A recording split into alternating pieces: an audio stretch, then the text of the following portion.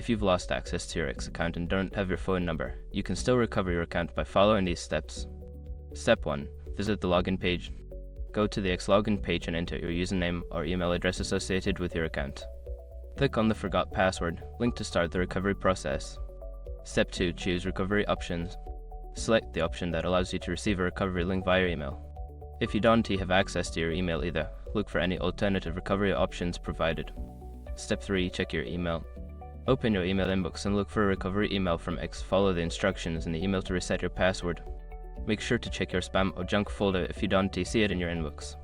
Step 4. Answer security questions. If prompted, answer any security questions you set up when creating your account.